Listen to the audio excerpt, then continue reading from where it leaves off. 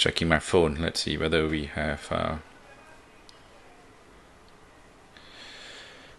Generally, people just jump on. Yeah, okay, we are live. We are live, so we can see the live pictures. We'll just wait for a couple more people to come on. Usually, they take about a minute or so to come on. Meanwhile, what's the weather like in Germany now? What's the weather like? It's springtime. You have 18, 17 degrees during the day, but it's still frozen in the morning. Oh yeah. It's still cold and. But it's nice. Long winter has finished, and now it's good weather here, and it's fine. All right, good. Okay, we've got people jumping on now, so maybe we can just start the show. What do you think? Yeah, you okay? I'm okay. All right. Okay. Ready? Let's go.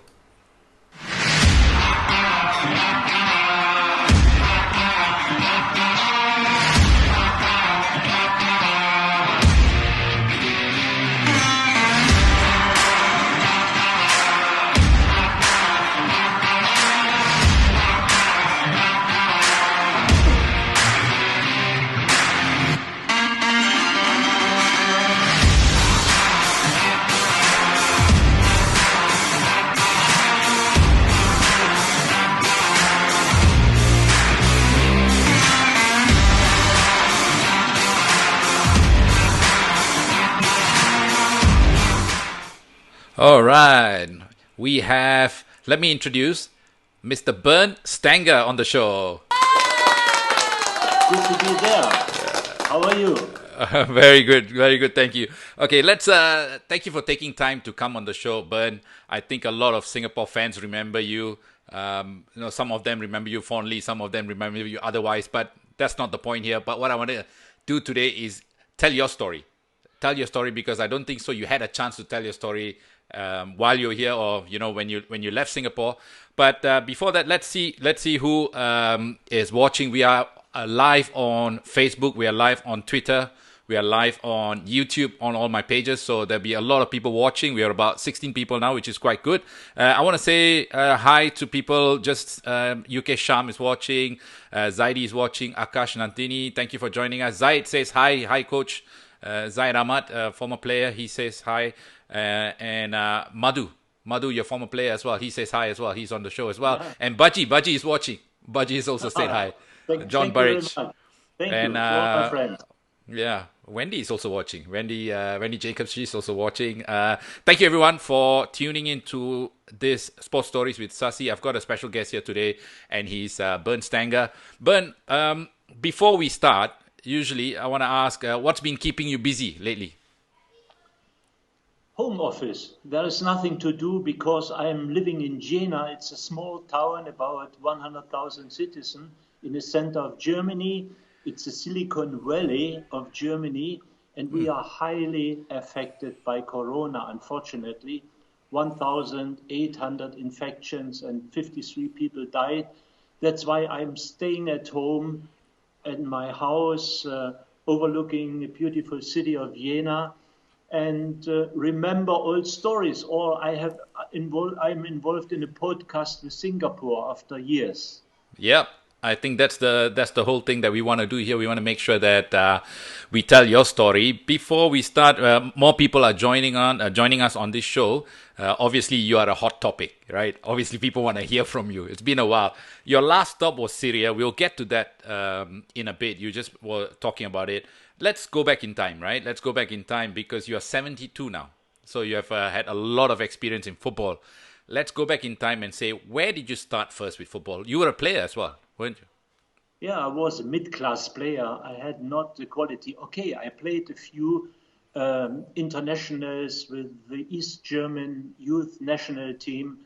But, I was too slow for high international football.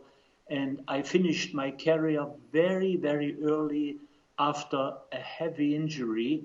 And I thought, okay, let's become a coach. And I studied 5 years at the university in Leipzig to become my diploma as a football teacher. And then I started my career as a youth team coach. It means I did everything what you can do in football. Youth teams, coach assistant in the first team, first team Carl Zeiss Jena, a famous club in the 70s. We played a European Cup with Leeds United, Wolverhampton Wanderers, with Girondin Bordeaux, with Real Madrid. And there is a lot of experience. It was my start here in my hometown. Later, I was the under-21 coach of the East German national team, the Olympic team. We qualified for the Olympics in Moscow. And so I became an East German national team coach in the very, very young age of 35. And I had 54 caps with East Germany. That's as a coach, right? Not as a player. Just as a coach. Could not. I think Madhu or Shariel, all these players are much, much better than Bernd Stange.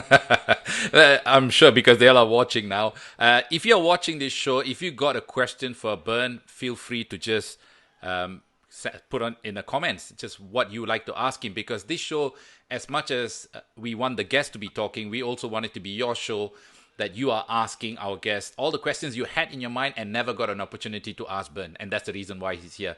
Bernd, let's start with, your coaching. You said at 35, you already were part of the East German. There's a question yesterday when I put it on Facebook that, that you're going to come on. And it can be a little bit sensitive, but I'm going to throw it to you anyway. You can say yes or no to this. Someone said that, is this Bernd Stange the former Stasi informant? Yes, let's clear that up, because I'm curious too. So maybe you can address the crowd once and for all. Yeah, it's a long story, okay. And there is a book around. A journalist wrote a book. It's called Bernd Stange, Coach Between the World.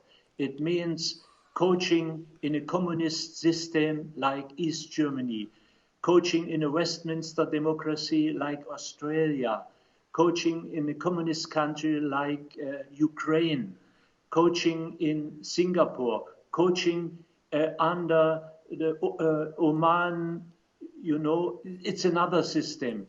And in this book is many, many pages, 50 pages, is a whole story about this Stasi story. And it's very, very difficult to explain people who are not involved in East German history, not involved in the football system. East Germany was a leading sports nation in the world, winning the most medals in the Olympic Games. But this system was involved in many, many things under circumstances it's very, very difficult to explain. But the whole story is printed in this book, and please, the man who asked me or the guy, I can tell him I did nothing wrong or there was no legal advice. It was just a signature which I did in my time. Today I would never do it, but all the players, coaches, national team coaches, assistant, they put their signature. And after the wall was broken, they opened the documents and they find out, this Bernd Stange is such a spy and it follows me. I cannot put it out, Wikipedia and other things. But finally, it was wrong to sign such a document. Now I know it. But in this time, I think I was 24 years old. I was a coach assistant in a top club. And the president told me, please sign this picture. If you sign it, you can go with us to the European Cup match against Wolverhampton Wanderers. If you don't sign, you cannot go with us. It's a whole story, but it follows till the end of my life, in my biography. Yeah, okay. Because just 1 second, because I'm trying to put this interview as live so that, public, so that people can actually share this. There are a couple of people that want to share this. Let me just set this to public. Okay, done. Okay, there you go. Yeah, and thanks for that. I think there's a lot of people putting. Now I can see where all of that messages are coming from. That's good. So you have once and for all. You have now have come out clean, or maybe you have actually told your side of the story. Have you ever told this side of the story before? Yeah, no, I published everything. Everything is published and everything is open. There's nothing to hide. It was a huge mistake. This mistake, all my players, famous players like Ulf Kirsten, top class players, colleagues, they all signed these documents and we did not know from each other. I did not know that my players in the national team or my players in my club, my colleagues, the physiotherapists, they are all involved in that. It's extremely difficult to explain, but after the wall was broken, all documents are open and they try to find out. These are stories, unbelievable. It was a huge mistake, but all people who judge about that, they should think about what would they do if they are in the same situation as I was. That's a question. What was the situation?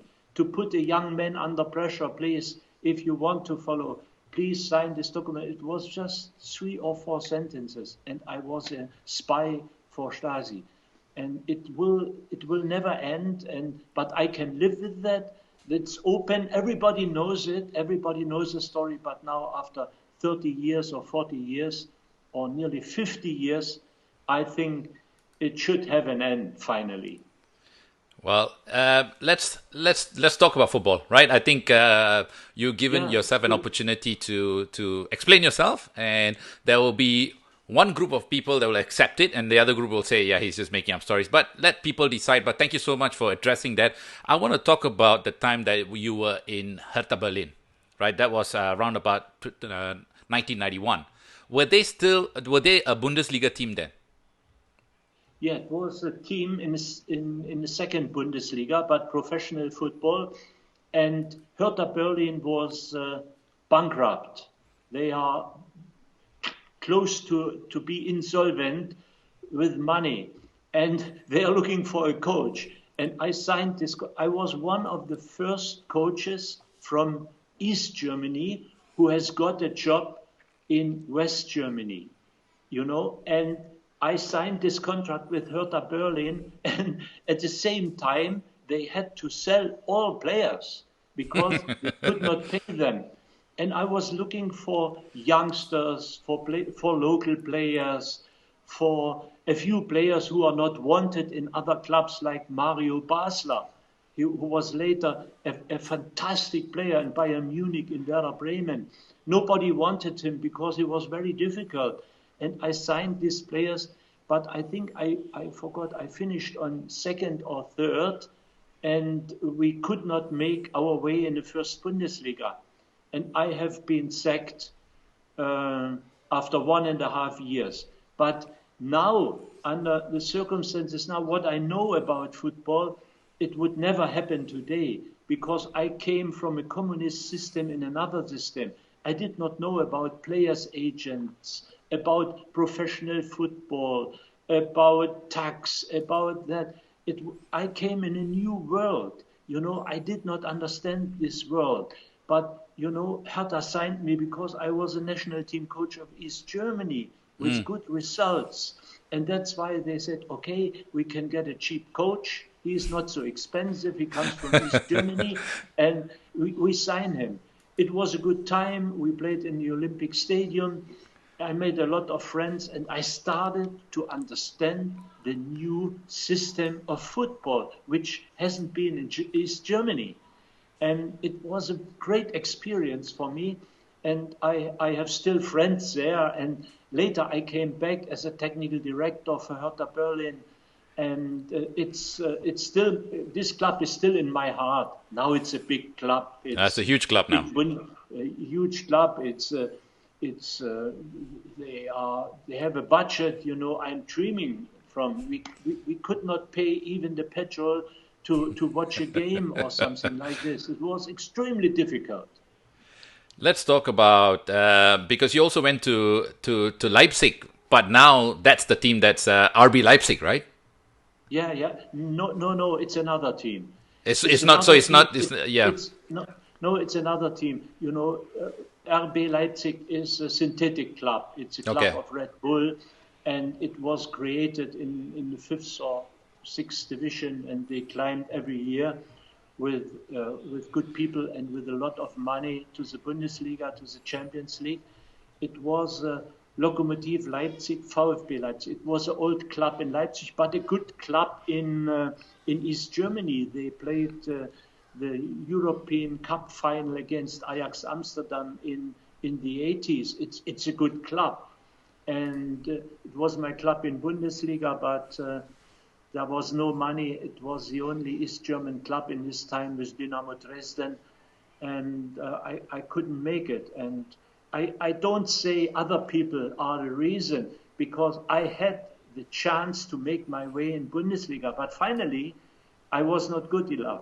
The reason why, I leave it open. I will not say no money, no players, but it was a difficult time. Let's talk about what came next, because you spent a good 20-25 years in Europe, and then your first stop outside of Germany, I believe, was Perth Glory in Australia. Yeah, I had a good time. Perth Glory. I've met a president, Nick Tanner, in Dubai, and he said, "You want to come to Australia?" I said, "No, why I should go to Australia? Do you play football there?" And Perth, where's Perth? And which kind of city is it? I have never heard anything, even I have university and everything, but I have never heard about Perth Glory. And then, he sent me an invitation. I went to Perth. I was amazed. Football wasn't so good, not too many fans, 6,000-7,000, stadium empty. But, I had nothing to do. I was free. It was a good contract, and I went and signed for Perth Glory. And what a successful story in Perth. We put this team on the map, and finally we had more than 40,000 people in a footy stadium, and you couldn't get tickets. It means it was a fantastic time. 3 years full of success, and I miss my time in Perth Glory, and I have still so many friends. I've been there last year in the Hall of Fame for Perth Glory, and all the memories, and it was a very successful time. To take a small club without fans between amateur and professional football and put this team on the map. Make people proud and successful. It was fantastic. What was your initial thoughts of Australian football? Because you get there, you've seen the country, but you don't know the football. I believe in 1998, that's when you went. It was not as developed as it is now, right? And especially in Perth, football was a little bit late to get to Perth, because I remember my time, Perth had a team playing in the Singapore League. We used to go there and play all the time, and they were called Perth Kangaroos, and then they became Perth Glory. What was your initial impression of Australian football?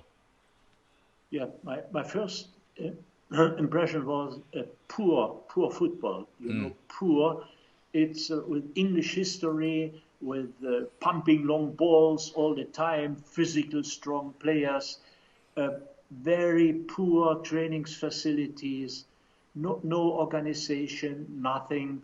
And together with a handful of people, I think we changed everything. We changed training facilities. We are looking for a better stadium. We put coaches in youth development. We wrote programs for football players. And, we had a good marketing plan. We had a lot of discipline. And then President Nick Tanner, I would like to say a multi-millionaire. He put a lot of own money in this business, and we started to succeed. It became better and better and better. And we had, I think, we didn't have any foreigners in our team, all locals. And it was a successful story. I was able to change the style of football in more passing football, stopping, pumping long balls, and looking for other players. And it was a successful story. And I'm still proud that my name is still there, and people are talking very good about my time in Perth Glory. And it changed everything. And if you go now to Australia, you see good stadiums, the quality of football improved. Australia is permanent qualified for the World Cup. And, you know, you have good clubs, good facilities. It's fantastic. Saswan Barudin, he played in Melbourne, you know, and unfortunately, Safwan, he missed the opportunity. He was homesick and he felt not comfortable with his life. He was a player who could go his way over Australia, maybe to the Premier League or to a big German club or Holland, but he preferred his comfortable life, I think, in Singapore. It was extremely hard for him there. It's a fantastic player, and I thought he can go his way to a long international career. It's amazing. It's amazing you said that, because he played 5 games, scored 2 goals, playing out of position, and yet Melbourne City didn't sign him, which was a strange one. We'll come to that, because I think that's what people are really interested. So many people sending messages. I love it. This is really interactive. Ahmad Khan sent a message, or he asked a question, and also we have some Vietnamese reporters. They're also watching this. Have sent a whole list of questions. We'll get to the questions. We won't forget that. But I just want to give some context to this conversation, and also getting to know Bernd better. We've been talking about his start in coaching. He explained that, you know, he was part of the East German football setup national team, mind you. About 35 games he was in charge. We've been talking about his time in Perth Glory. Let's move away from Perth Glory, and you ended up in the Middle East in Oman. Yeah, it was my first experience. I finished in Australia, in Perth, and on my way back home in Singapore, I've met the General Secretary of Oman who wanted to sign me.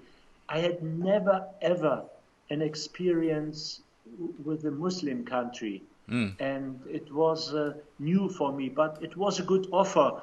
And I didn't want to rest. I want to do a job. And I came to Oman, and I did not understand the mentality of players. They are late, they are not in time, and it was new for me. I could not adapt rules like Ramadan. I could not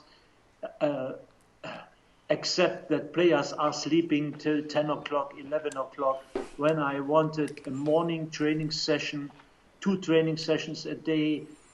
Players are complaining, it's not good, and if you continue, coach, you are not our man. And I felt not good, and it was a very, very short time. But it's exciting. We had a match, a friendly match against Iraq in Oman, and we beat Iraq 1-0. And after the game, the coach of the Iraqi team, Adnan, he told me, please, Bernd, say a few good words about my team. If we go back to Iraq, we are punished. Maybe they shave our hair or they do some thing. Which year is this? Do you know which year is this? This is what, 2001 years? Yeah, and okay. we beat Iraq. And I said in the media conference, Iraq is much, much better. We are very lucky today, and respect to the Iraqi players, fantastic players. So, and after Oman, immediately I received a phone call from Iraq. You know, Coach Bernd Stange, are you ready to coach Iraq under Saddam Hussein? And he started the most exciting story of my life. You know, I thought maybe, okay, you can do it. First, I called FIFA.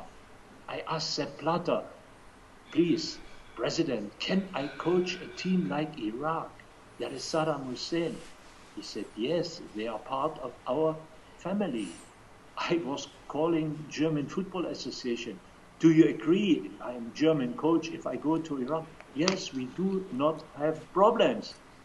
I had a flight to Iraq, to Baghdad, visit the German embassy. The ambassador told me, of course, Bernd Stange, we are lucky if you are here. We have Mercedes here, we have Siemens here, we have Linde, we have all the big companies. We are very happy to have a German national team coach in Iraq. Okay, I give my signature, and Sasi, you cannot, and all my football friends, you cannot imagine, they killed me in Germany. The Yeah. media, Saddam's coach, and what is he doing? And from this time, I felt there is never ever a chance for me to come back to Germany, after Saddam's coach. And we are very, very successful with the Iraqi team. We played in Kuala Lumpur, we beat Malaysia 5 or plus. A very successful team. We qualified for the Asian Cup, which they won later. And the war, after the war, I came back and I get a lot of what can I say, the English word? I get prizes, and I have been awarded for my job. It was not Saddam Hussein, it was an American governor, James Garner, and it was good. I could coach Iraq. But then it was dangerous, they take hostages, and I had to leave the country. Did you ever end up? Did you ever end up meeting Saddam Hussein in person? No. I never met. But I have been asked from people like you, what would you do, Bernd Stange, if you get an invitation to Saddam Hussein? What would you do? Would you go? And my answer was always, of course I would go. It's my advantage because I can go and I can tell him what I think about his country. You, as a journalist, you will never get the chance. Yeah. But maybe I have a chance. It's similar with Bashar al-Assad in Syria. Syria, yeah. When I never met him. I had no chance. But what can you do if your team gets an invitation? Yeah. We have got, with the Iraqi team, an invitation from Jack Straw, the foreign minister of England, under Tony Blair. We are there. And my Iraqi national team, half of the team, they did not want to attend this meeting because they are afraid to come back, because England was part of the war. And they are afraid to meet their friends in Basra, and they are afraid. And, it's not easy. It's always difficult if politics is involved in football. And did you feel threatened at any point in time when you were in Iraq? Yeah, it was difficult life. Fantastic football players. That's what I said. But I had difficult moments, shootings on my car. My driver has got a bullet in his leg, and it wasn't easy, and my family, they are all afraid. But I lived with these people there, with the players there. I cannot stay away. And that's why I think I was highly respected. And I have still connection to Iraq football and to people. And my family was very helpful in charity. And we put a lot of money together for Iraqi children and for persons who has got injuries, and we help them. And I'm still connected with Iraq. When you talk about selecting the national team, obviously Iraq had players playing outside of the country, in Saudi and Kuwait and all around. Did you have to go across the country to scout for players for your national team? Yes, I did it. I did it usually because it's part of my job. But in my time, all players are playing in Iraq. Later in Syria, I had to go outside to Qatar to speak with the coaches and to do such things. It's part of the job. You have to go. You have to see the players. How was Iraq as a country?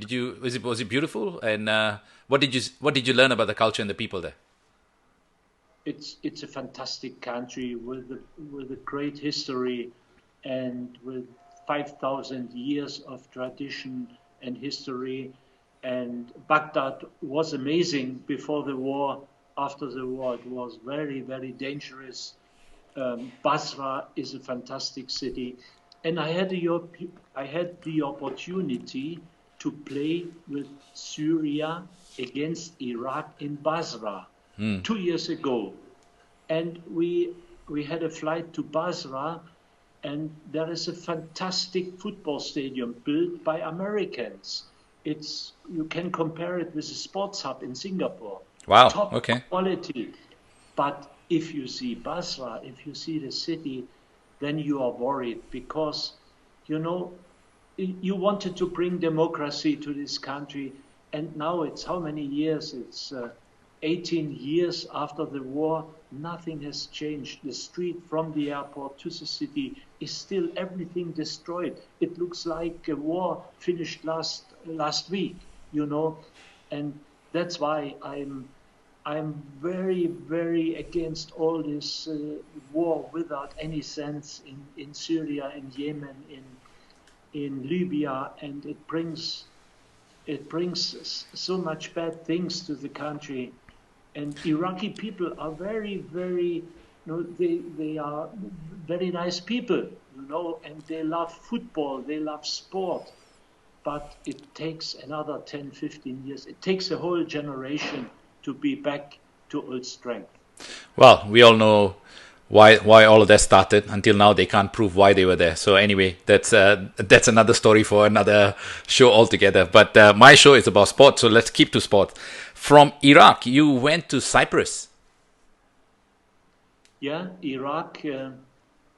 I went to Cyprus, and with Iraq, just before you went to Cyprus, Iraq, did you get sacked or you just finished your contract and you said no? No, I didn't get sacked. We have been in an away game in Kuwait, with the team, and it was Olympic team. We qualified for the Olympics in Greece, it was 1994. We made the successful qualification. We qualified with the national team for the Asian Cup, and we are in a away game, and the German ambassador told me, in Kuwait, you cannot go back. We don't allow to go back because it could be that you are a hostage as soon as possible. We have letters, and they show me the letters. A lot of foreigners are hostage, and I was afraid.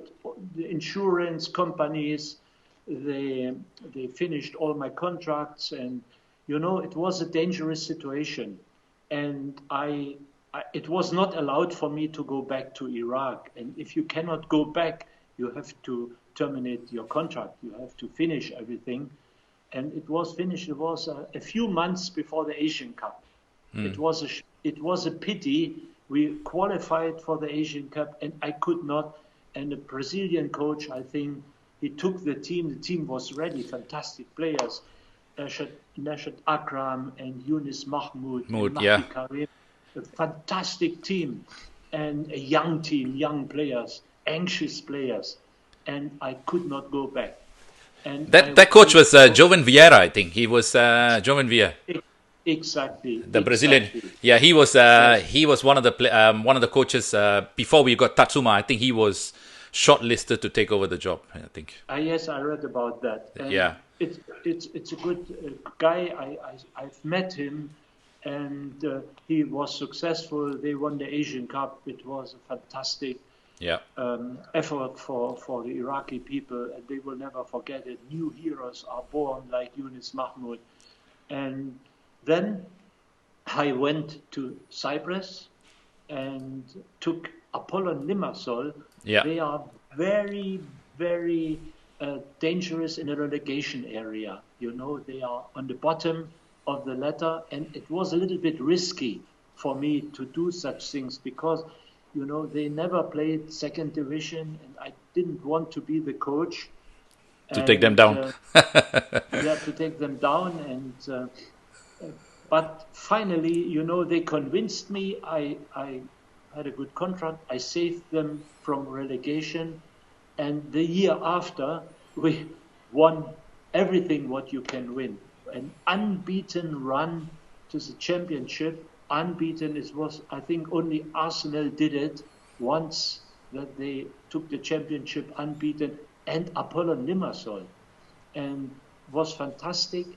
And I had an idea to take 4 Iraqi national team players to Apollon Limassol. Fans are demonstrating against that. They said, Really? we want players from England, from Yugoslavia, from Russia, but not Iraqis. They cannot help us. But they did not know which quality of players I brought. They signed, and we made an unbeaten run to the championship. It was fantastic, and it was good life in Cyprus, and I had good memories. You know, someone's just Gerard Wong has just come on and he's talking about your hair. He said your hair is glorious because while we are watching this, it looks as though it's glowing from the back. Yeah. Could be. The light is changing now. Yeah, it's lunchtime in Germany. I think they're just making fun of you. I know. I don't want to change the place. Don't. Let's fast forward. Let's fast forward. Belarus. Belarus, you had a lot of success there, and of course, at the back of that, you came to Singapore. But tell us about Belarus. What was your experience like in Belarus? You have a weak league with just one good club, Bate Borisov. Very nice country with, I must say, can I say that? Yes, with the dictator. Yes. Yeah. Yes. President Lukashenko. Yeah. He's not the only one. I think there are 55 all over the world. Yeah. He decides everything. They are still playing football. Do you know that? Exactly. Now, Yeah. with Corona. They are the only league in the world that are still playing. Belarus. Exactly. And they play, and fans are in the stadium, and they have the same figures like Germany and other countries. Hopefully, inshallah, everything will be fine. But it was after Cyprus and another national team, Belarus. But I must say, good players, good international players. Alexander Hleb, at this time a superstar in London, Arsenal, top performances. Kutuzov, AC Milan, Bari, Freiburg. Players are playing everywhere in Europe. And it was a very, very good time. And I just wanted to make the qualification for the European Championship or for the World Cup. And I felt we are very, very, very close. We had a good, fantastic results. And just what we needed was a draw in Bosnia-Herzegovina, because we won in Paris, in Paris against France, with players like Ribéry, Benzema, Lloris, a fantastic team. We beat them 1-0 and we drew at home. It means we should be qualified. And our crucial match against Bosnia-Herzegovina with Edin Dzeko, with Misimovic, with Halihocic, with Salihocic, a fantastic team. And we lost this crucial game 8 minutes before the end, 1-0.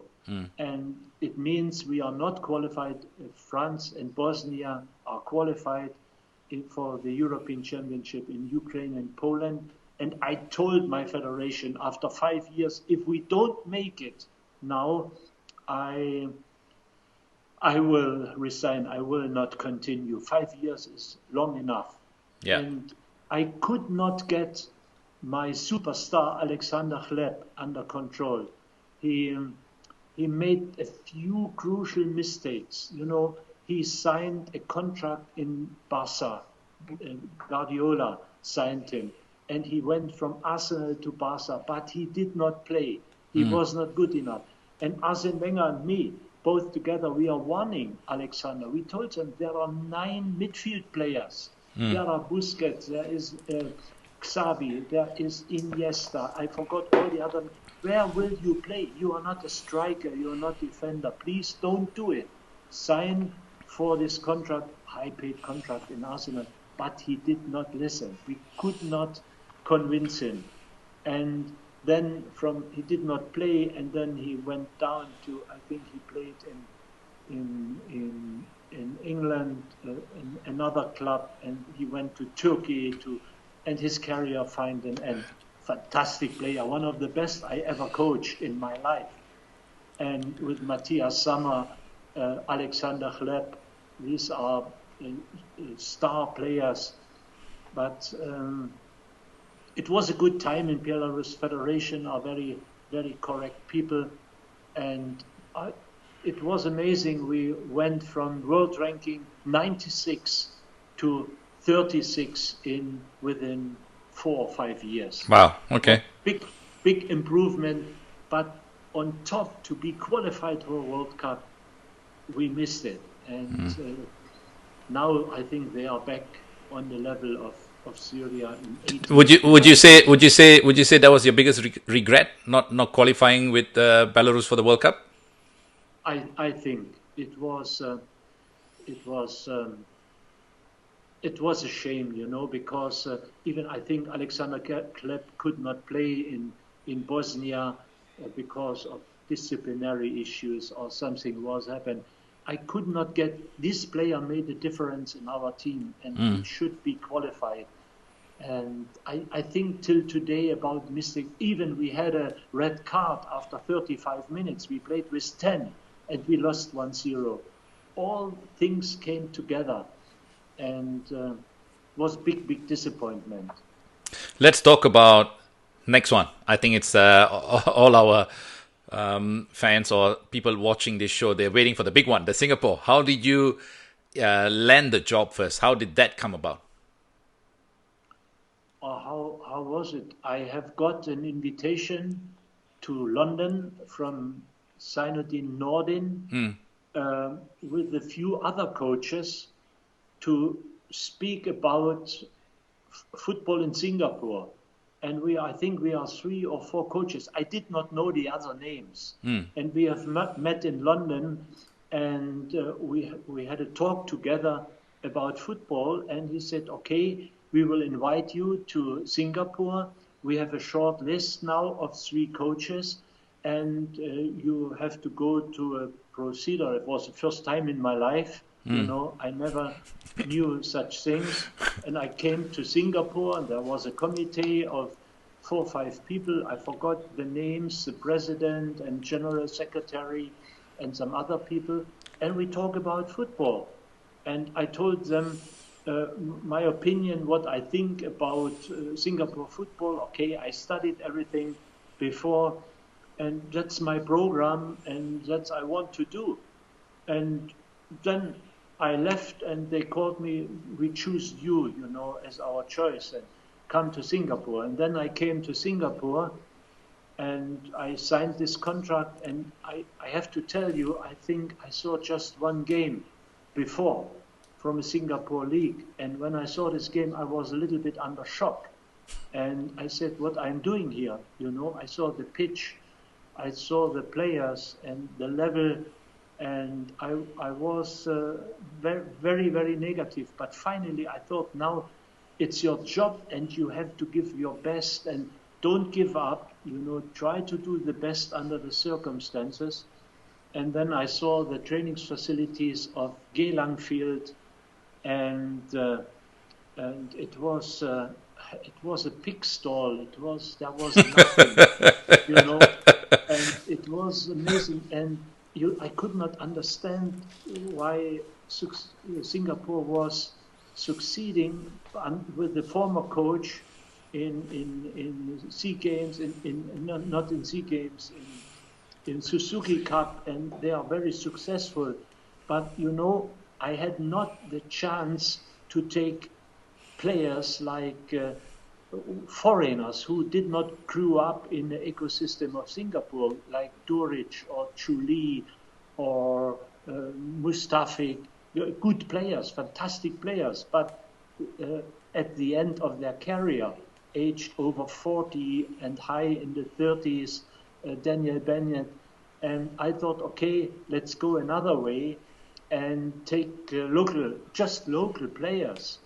And I did my best, but Sasi and all fans, I have to admit, my best was not good enough for Singapore. It was not good enough. And I could not achieve what Ruddy achieved with the team.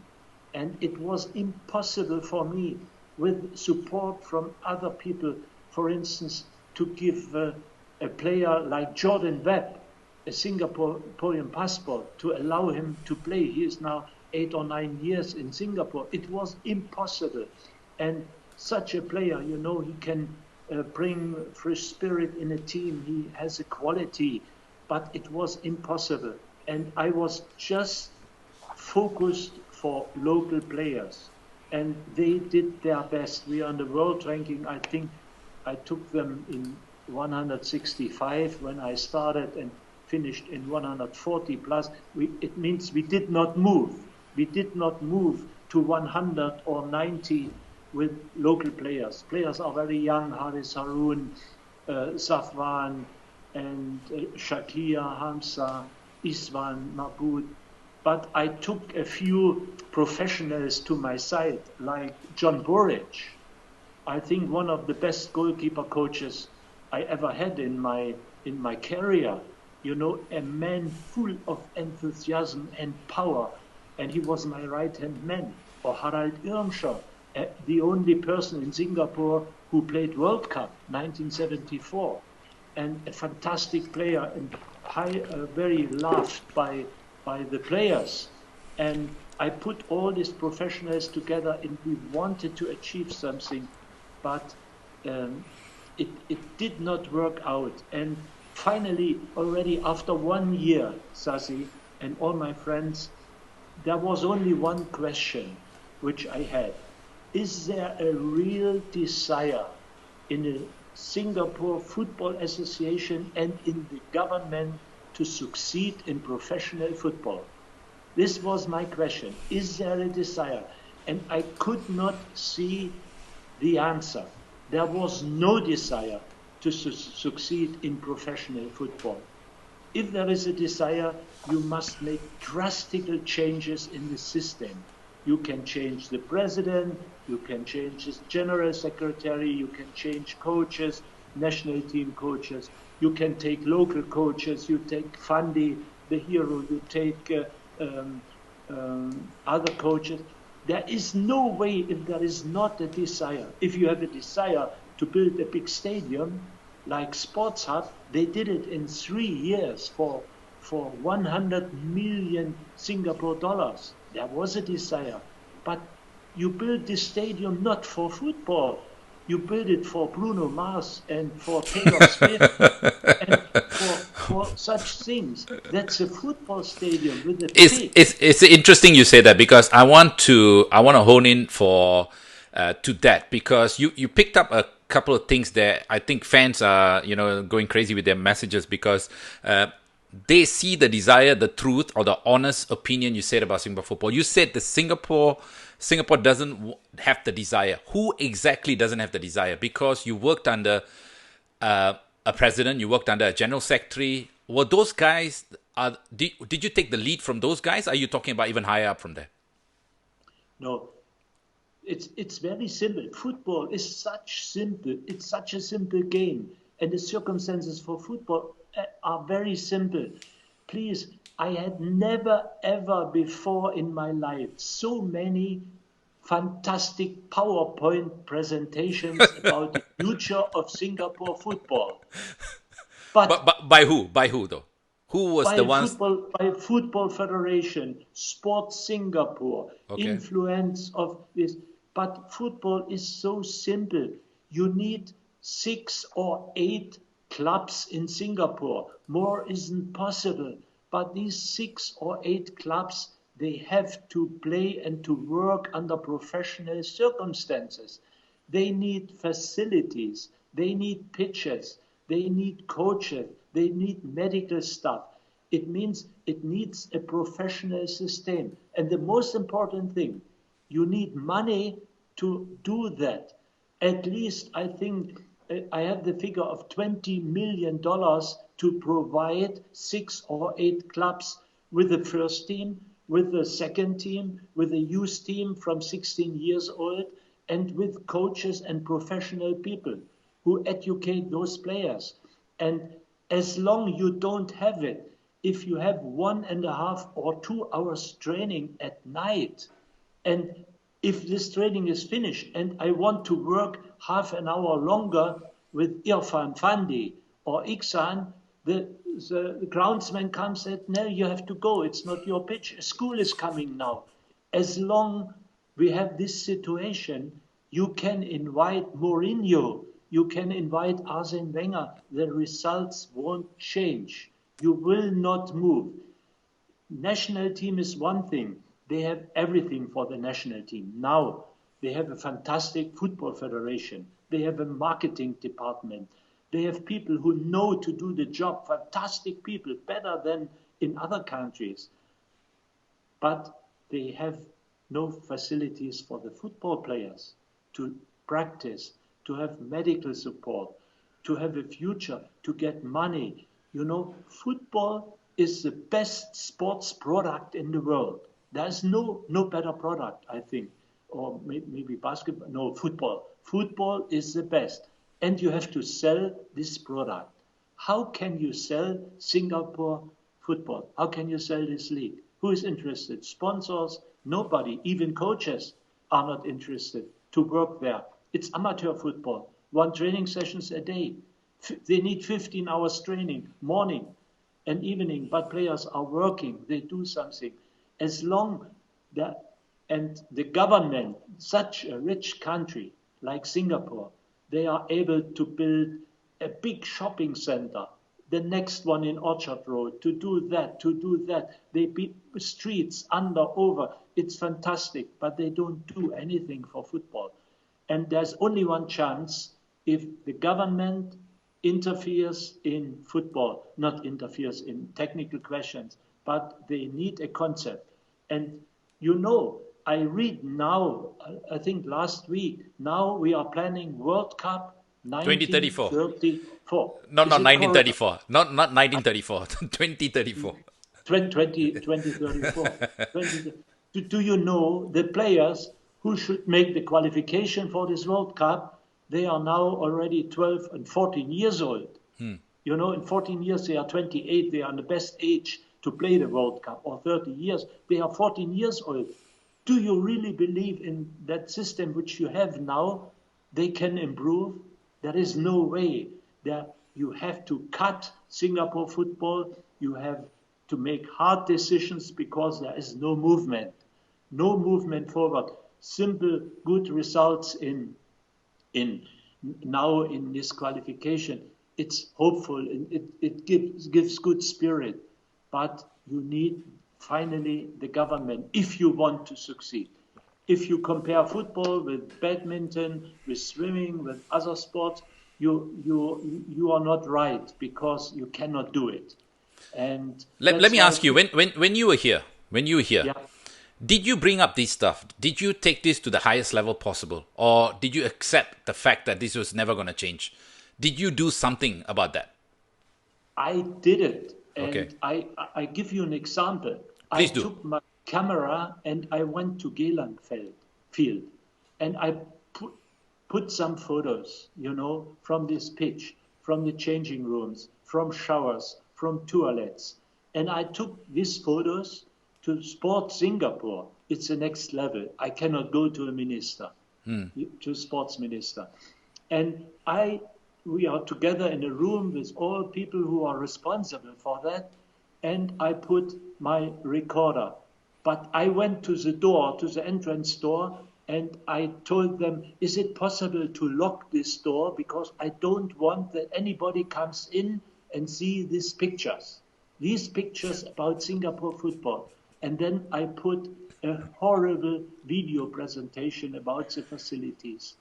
And I said, you want to achieve something in football. You want to do something. But then I'm very positive because those people who are together with me, they decided within hours or days to make a big investment of millions of dollars and now it's enough. That's enough for national teams there. It's all what football players need. You need a ball, you need changing room, medical room, fitness center, and a pitch which is maintenance every single day. Portable goal. You don't need more for a national team. You don't need 5 or 6 star hotels. You need just simple, good facilities. And these facilities, like Geylang Field, you need it for 6 or 7 clubs with the additional artificial pitch where they can work. Okay, Singapore has no space, but for the 6 clubs or 8 clubs, it must be a possibility. And I was enthusiastic, and I told everybody, there is my suit, there's my white shirt, there's my tie. Please, I'm waiting every day that the minister invites me to talk about football. And I had chance, I had the opportunity. I forgot, unfortunately, the name to meet the sports minister. And they listen and listen, but nothing has changed. Nothing has changed. You can only achieve something with the professional league. There is nothing great in this world achieved, accomplished without passion and commitment. This passion and commitment, all players and people who work, Fandi and all my friends and coaches, they have all what you need as a man who is responsible in football. But you need support and you need a desire to make a decision. Okay, we start with the professional football in Singapore. That what you have is amateur football. I make it quite clear. Let's put it this way. That's a pretty strong statement, because I'm pretty sure that you're keeping an eye on what's happening in Singapore over the last couple of years since you left, right? And obviously you saw what happened with the last administration. They are out of the way now. A new administration is in place. And early, I would say last year or something like that, they announced the 2034. Is this a pipe dream? Or because I believe that we need to dream big, right? We're going to the World Cup. Whether we get there or not, it's not a problem, because once we have a huge goal, people can then work towards it. But during your time, because there's a lot of questions. Maybe let's take some questions, yeah? Because you talked a lot about let's take some questions, because let's see about players. Right, this is Ahmad Khan, who's a journalist now. He said many local football fans think his time in Singapore was a failure. How does he rate his achievement, and what does he think of FAS? Yeah, there's only one criteria in football. These are results. If you achieve results, if you win SEA Games, if you win Suzuki Cup, if you make qualifications for the World Cup, everything is fine. And if you don't achieve that, you failed and you have to go. And it's clear. These are the rules everywhere in the world. And those rules are the same for Bernd Stange in Singapore as for Mourinho in wherever he worked, and are the same for Ottmar Hitzfeld or Niko Kovac for other coaches. There is only one criteria. You can talk about what you want to achieve. Okay, I did not achieve what I wanted. A qualification for a big tournament. SEA Games, Suzuki Cup, these are, they are highly rated. It's clear, but these are not FIFA recognized competitions. Important is the Asian Cup, important is the World Cup, and this should be the goal. And in my time, there was a situation, I will never forget it. We had a SEA Games preparation and World Cup qualification with Cambodia and Japan. And I could not choose the players which I wanted for the World Cup qualification because the SEA Games are rated higher. Priority, SEA Games. But by who? By who though? By who? By the Football Association of Singapore and Sports Singapore. Because these SEA Games we are hosting the SEA Games in Singapore. Okay. It was extremely important. That was 2015, I believe, right? It was 2015. Explain a foreign coach, explain him that a World Cup qualification match in Cambodia in front of 60,000, or I think, fully crowded stadium, or 60,000 in Japan is not so important as the SEA Games match with the under 23 team, and all the young talents under 23, they cannot. Please explain me. I could not understand, and I'm a moderate man. I'm maybe more softly a man like John Borage, who is absolutely straight. He takes a hammer. He lost his job during this time. Yeah. Such fantastic. He lost his job. They sacked him out because he made all these conflicts. He could not understand the whole system and the preparation and everything. Why do you think that is? Is it because we are such a pragmatic society that the SEA Games goal was more important than doing well at the World Cup? Do you think so? Because then people keep their jobs. Once we win the SEA Games gold medal, everything goes under the carpet and everybody's safe. And now we can go and beat our chest and say we won the SEA Games gold, and we don't worry about the World Cup because that's the pinnacle of football. Yeah, we're not going to get the second round. Why bother? Let's settle for less. Is that what you think is the... is that fair comment, or you don't think so? No. I think it's a decision. It's a special Singapore decision. It's not. I think it's not normal to make success in the SEA Games, hosting, to have a full stadium, to be successful, to make people happy with the SEA Games. But if you are running a federation and you have goals and achievement, is the World Cup is the number one. Asian Cup is the number 3. SEA Games can be number 4, but I think Champions League is much more important than SEA Games to prepare a team for the Champions League, Asian Champions League.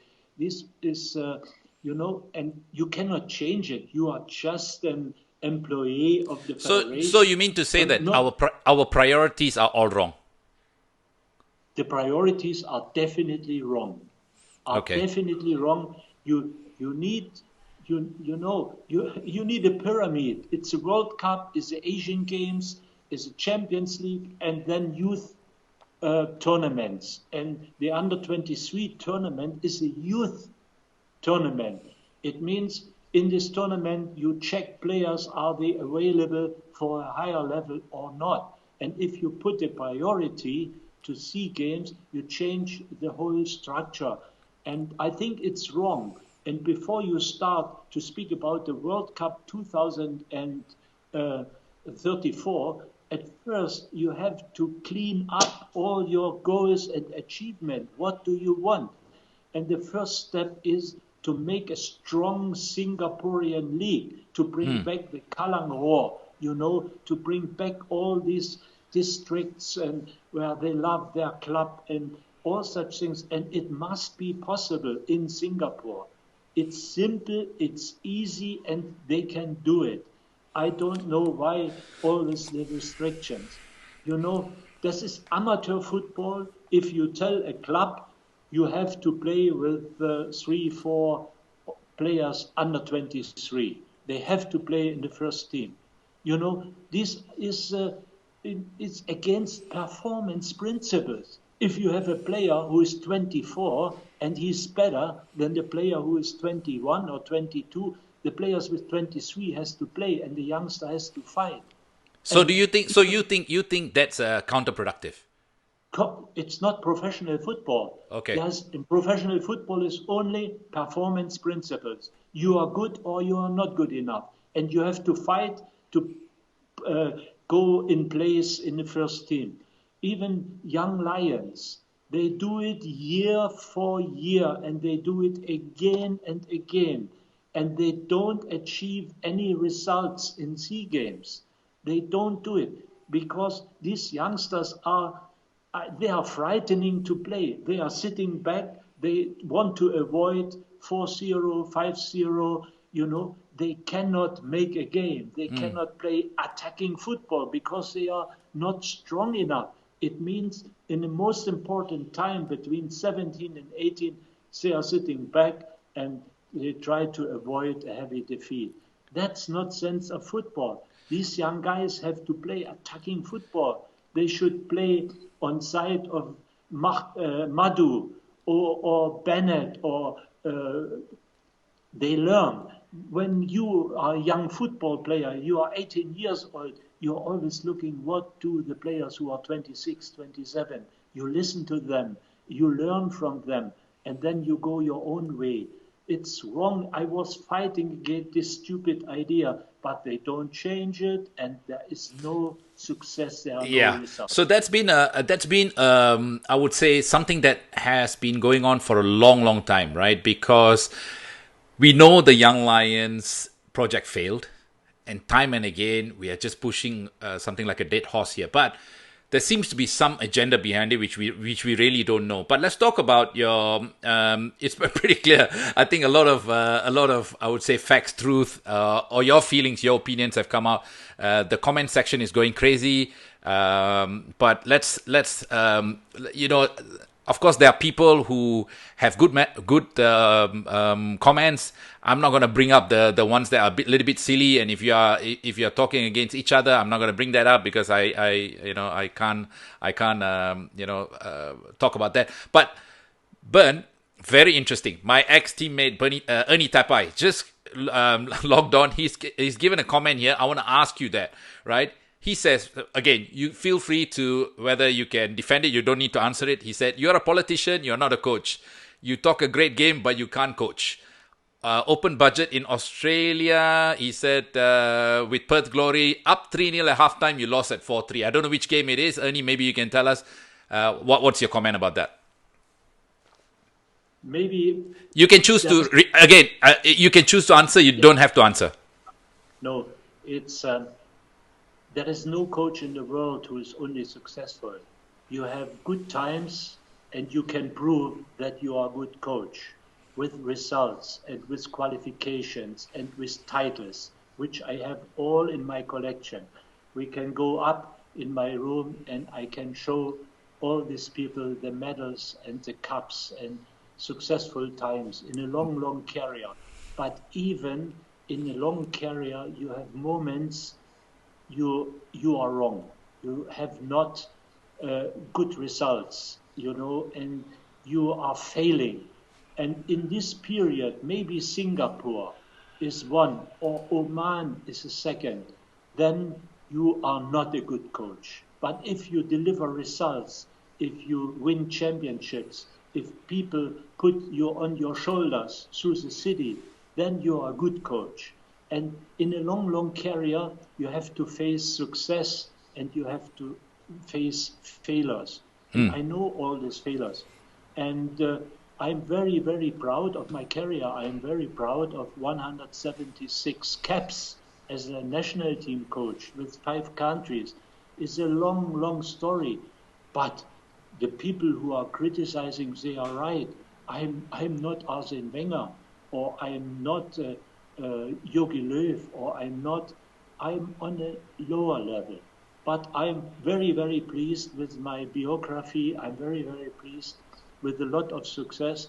And that's why a politician, it's true. If you coach Iraq or Syria or in different systems, you start to talk political. But finally, I'm a football coach from basics. So let's just say that you have no regrets on the decisions you made while you were there. And No, okay. No, definitely not. Right. Moving on. There's another question from. You can even ask silly questions. Why not? Okay. It's Good. In football and especially social media. As you know, I said goodbye to social media 1 or 2 years ago, and now I'm back on social media, because if you're a football coach and you read and you follow social media, you can take your... You but that really interesting question from Deepan Raj, who's also a journalist locally. He said, looking back, does Bernd regret phasing out the older players? If you could go back in time, would you do things differently with the national team? I don't think so, because I cannot say I bring back all the old players. Duric was 42. Maybe Mustafic was 30 plus, and Bennett was 35. He's still playing, I heard. Yeah. He's still over playing, 40. yeah. He's But actually you watching can play this. in the Singaporean league. Yeah. Yeah. Maybe Sasi, as a stopper, you not so much movement, you can still play. But my knees are gone, so let's not even go there. Yeah, but Matt, I will not joke.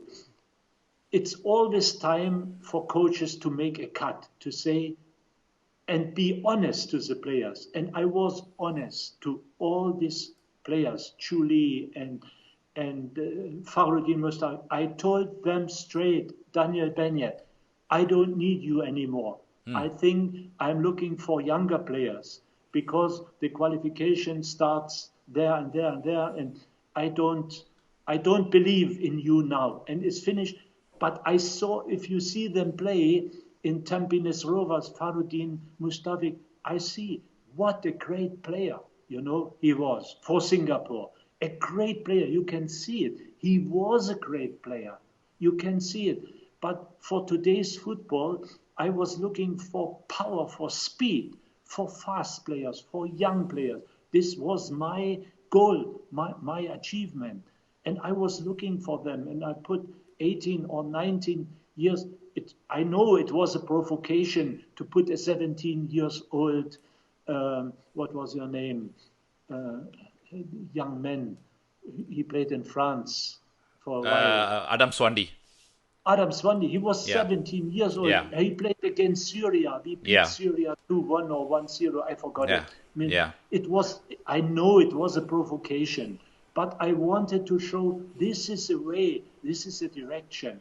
I want all these players, Zafwan, they are all young players, 21, 22.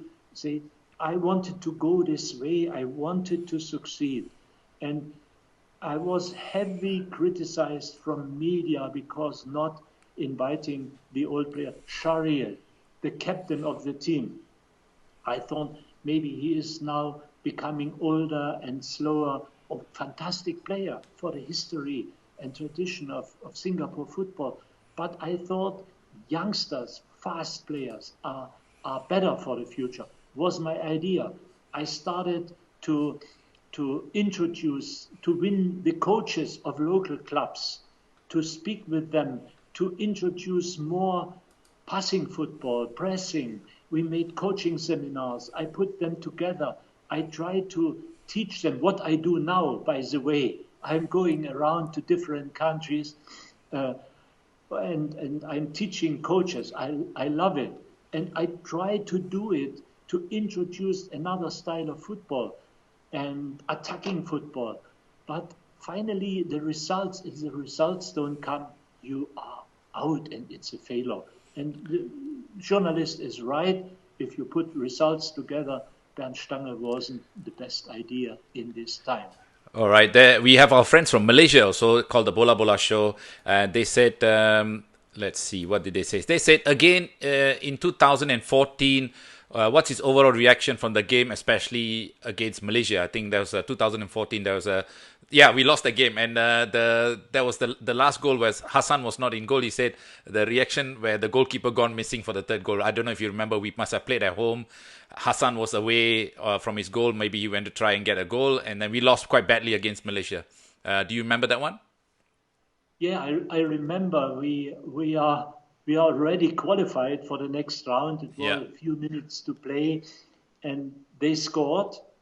They scored, Malaysia, and we need a goal. Yes. And it's everywhere in the world. It's in the Premier League in Germany. You send the goalkeeper in the box for a corner, to make the goal, and you are qualified. What can you do? 1 or 2 minutes to play. We did it, and it did not work out. I would have done the same. Mistake, but it doesn't matter. Our friends, this is from a Vietnamese reporter.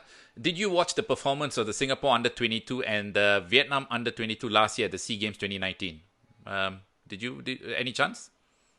No, I think I did not. I watched a few games, but I'm not sure. I just feel by watching Vietnamese football and all these games, even Asian Cup, that they overrolled now Singapore much, much better.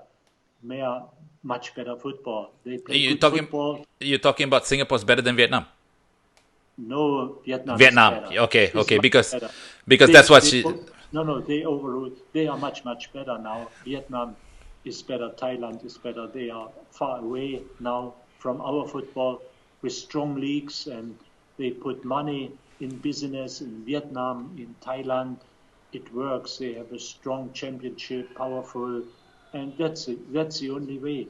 But Singapore, with the potential of Singapore, with a small place, with a good league, with good organization, with the knowledge, with technology, with everything.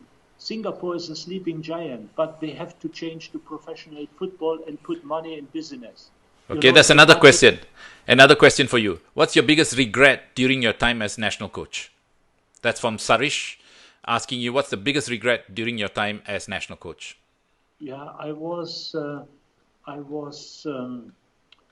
I had no regrets. I had, I was not reading newspapers. I was not involved in social media. I kept all these things, distractions far away from me. I just was focused for my players, watching games every day.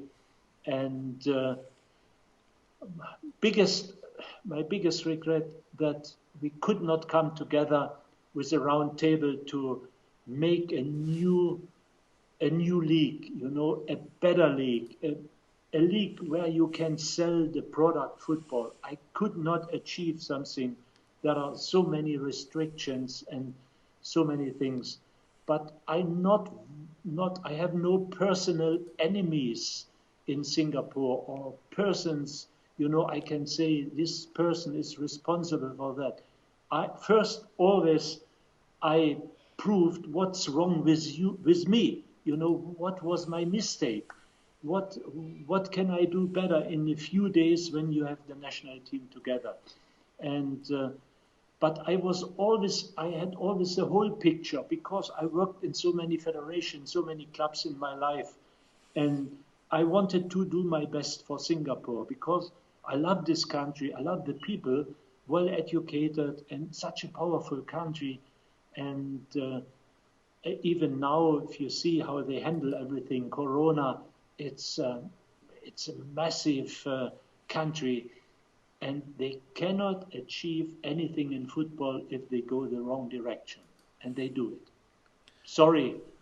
No, don't say sorry because again, this is an opportunity for you to say something that because a lot of fans. I'm looking at a lot of people watching this. Thank you so much. You spent almost over an hour. And I know this is a topic very close to our heart, and that's why I thought it's important to bring you on my show when everything's locked down, people are staying at home. So I wanted to entertain them, and you've been, really, really good so far. Let's take a couple of questions because I don't want to hold you any further. It's about 1 hour, 17 minutes. Let's see if anyone else has a question. It said from Mazar. He actually is a big supporter. Should you be given an opportunity, would you work with development of players, or would you prefer to get that results in an international friendly against Malaysia? Not quite. I understand what that question is. Would you like to play with? Would you like to work with younger players now, or would you work with international players? Maybe that's what he was trying to say. No, Sasi, I don't really understand the question because I'm 72 years. What would you, should you, could you do? Yeah. I used to work with youth teams at the beginning of my career with clubs, with high-profile clubs, with national teams, but to work with young players under 21, I played the final against Russia in Europe with the under-21 team. It was amazing to see the big eyes and the youngsters who want to become great football players. It's very, very simple. It's difficult to work with superstars like Matthias Sammer or Alexander Hleb or others in my long career. It's extremely difficult, and it's totally another job than youth development. But I really like to work on the pitch, on the green pitch, together with good colleagues, with professionals. You started your question. I had not this great career like Harald Irmscher or John Borich. That's why I was always happy to have such people with such a field experience, or like you on the pitch, the smell of the changing room, of all these things. Okay, I played football, but not on this high level. And that's why, whatever comes, even if tomorrow my home club asks me, would you be so kind and help us for 1 month to coach the under 15? I will do it. Nice one. Nice one. I would do it. I don't see a difference. Money is not important anymore for me, and that's why I just like to work. I am healthy. I am fit. Unfortunately now I'm blocked of Corona. All my flights. I had a coaching congress in Azerbaijan, in Vienna, in Austria, and there all is cancelled. All is blocked. I'm sitting at home. It's boring. Making a podcast more than 1 hour, and so many questions still going on. Yeah, I know. It's good. Next it's question. Good. Short question, short answer. Yeah, I know.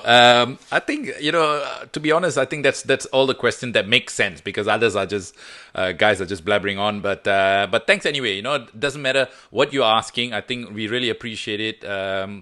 Muhammad Yusuf just came out. This is a good one. He said, should Singapore bring back the foreign talent scheme for football, since foreign players had the most impact in Singapore success in regional tournaments? I don't quite agree. When we won the Tiger Cup in '98, were all local boys. So, and of course we had the Reddy generation where he had a lot of them. Just my personal note on this. I've been quite vocal about this, because we cannot naturalize a player for the sake of naturalizing a player. We need to naturalize quality players. We had some really good players, and then we had some really, really bad players who just was here for a free ride. And maybe we can get your thought, because this is my thought. I had to have a rant. What do you think about that, Bernd?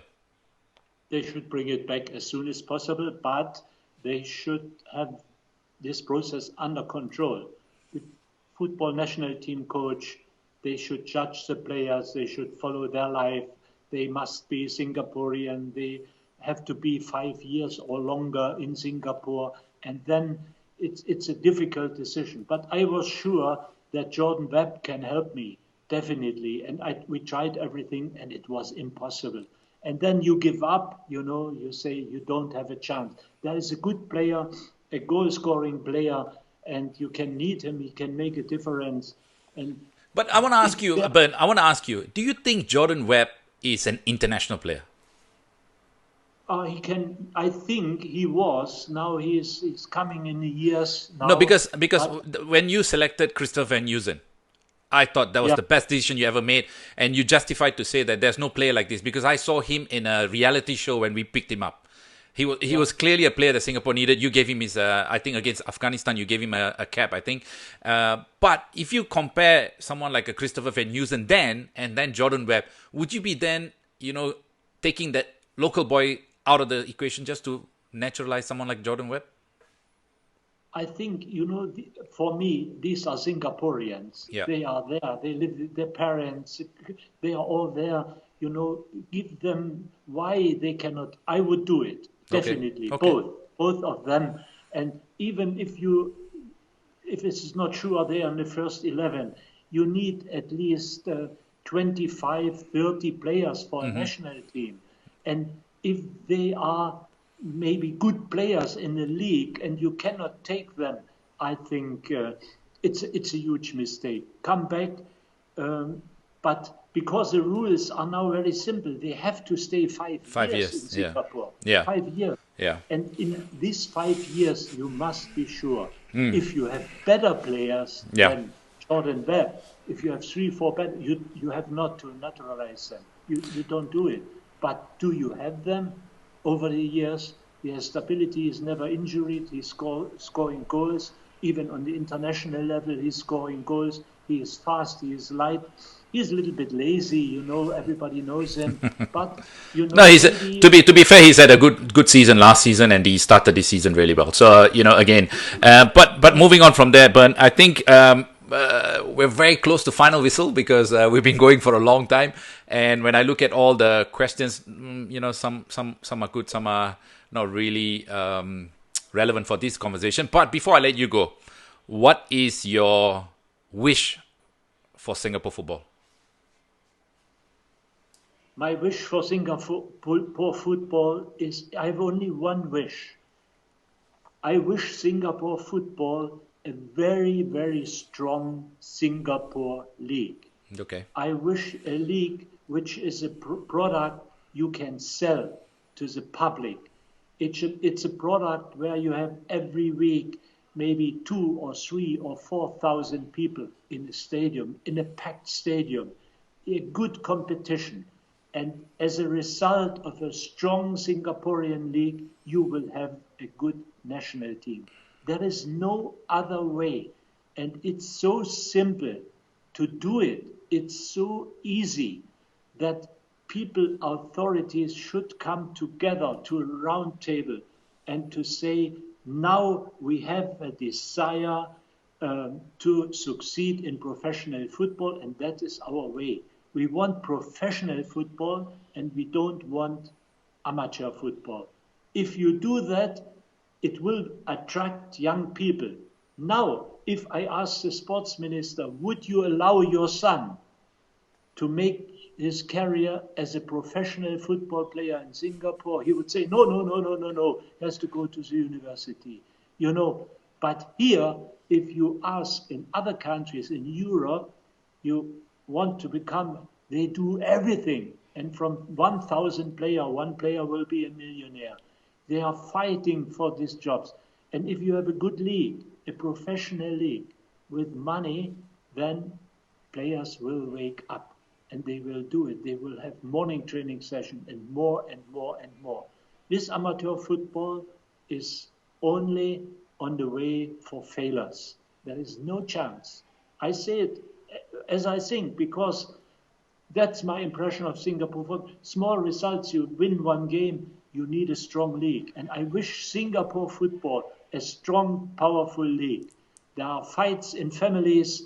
The husband will say, no, today, Tampines Rovers is playing a match. There are 5,000 people in the stadium. I go, I will be there. It's my club. It's my district in Tampines.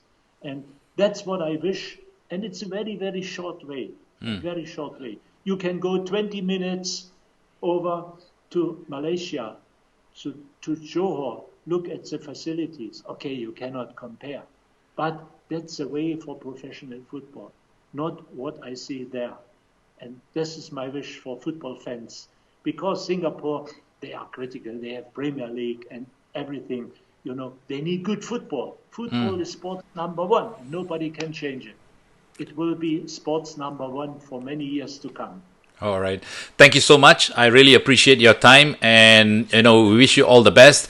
And those of you watching at home, if you like such interviews, let me know who I should interview. And if you are based in Singapore, I've got a radio show on Channel News Asia, CNA 938 on the weekend, Saturday and Sunday, where I interview celebrities and of course sports personalities like Bernd Stange here. So tune in on the weekends if you like that. So anyway, thank you, Bernd. Thank you so much. I really appreciate you. Enjoy yourself, stay safe, and hopefully we can speak to you soon.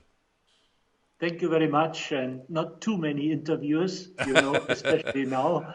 Right. But it was exciting to talk with you, to talk with my fans. All the best. And best, it's a beautiful country, intelligent people. And it's extremely difficult to be focused and concentrated for so many questions. Thank you very much. Thank you very much. You take care. Stay at home. All the best. Bye for now. Bye-bye.